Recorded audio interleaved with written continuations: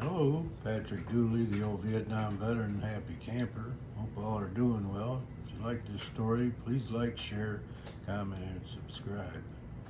A recent trip to the VA Medical Center in New Orleans on a Friday. After an appointment, I went around outside, went to a Waffle House and had some breakfast. And on my way back, I stopped at halfway along the row of benches up to the main entrance to the hospital. Anyway, there was a guy on the bench next to me with his big black duffel bag, and we got to talking. He told me about his current situation. He said that he had gotten out of federal prison on a Wednesday, that they gave him some gate money and a bus ticket to New Orleans. He had hoped to have gone to Tennessee. So anyway, after a 13-hour bus ride, I guess it would have been sometime Thursday, he got to New Orleans and went to the VA Medical Center. He's a service-connected veteran and he was eligible for Social Security. So they sent him somewhere to spend the night, I guess. He said he got there and realized it was not a very safe place to stay. He said that even if he was just there trying to protect himself, being fresh out of federal prison, they would just send him back.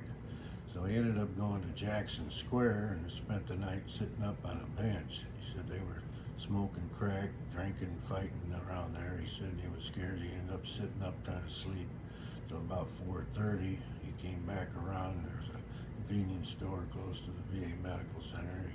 He got something to eat, and then I guess I ran into him later on that morning.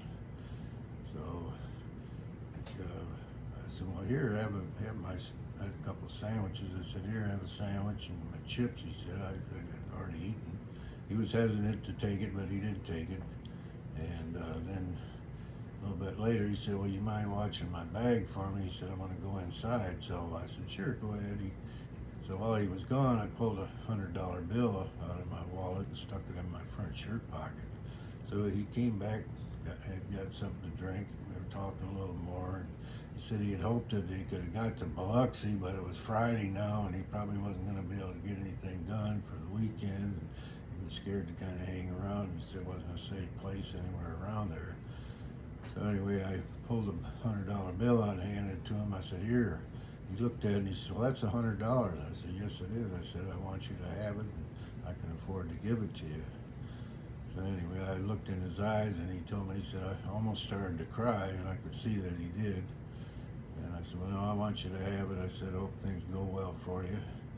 And so anyway, he said, what's your name? And I said, Patrick, and he shook my hand. And then I said, well, what's your name? And he said, David. And I shook his hand again. And I said, well, I got to go catch my ride. I said, I hope you're doing well. He said, once that he got himself straightened out, that he would pass it on. And so I would ask you to pass this on as well. Thank you.